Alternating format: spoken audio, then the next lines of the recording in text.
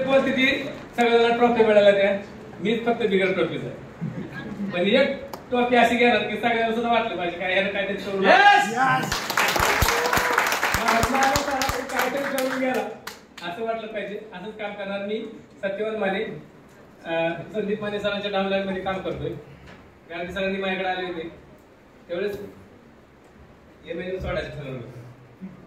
हा 3-3.5 एकर जमीन दररोज आपली दारी धरायचं काम चालू आहे. असं काम चालू होतं आणि संपूर्ण सोडून दिलं होतं. बंधुराजाचा व्यवसाय आहे बांधकामाचा. तिथं पाणी पिणी मारायचं काम चालू होतं. सर रात्री 10:30 वाजता आले.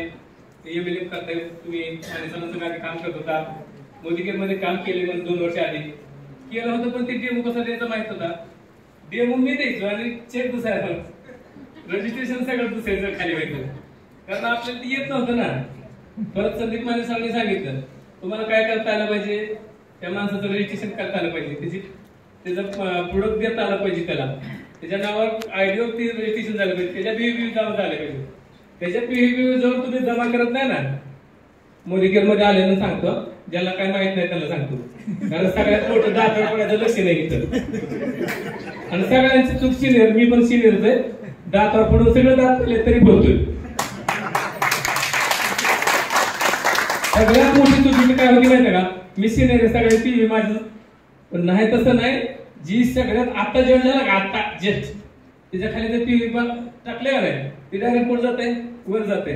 ही कल्पवृक्ष आहे. मुळाला घाला फाट्यापासून पानापर्यंत जाते, पानापासून फुलाला जाते आणि त्याचं फळ निर्माण होऊन परत आपल्याला येतोय. एवढंच बोलतो. जय हिंद, जय मोदीकेर. थँक्यू सर, खूप छान.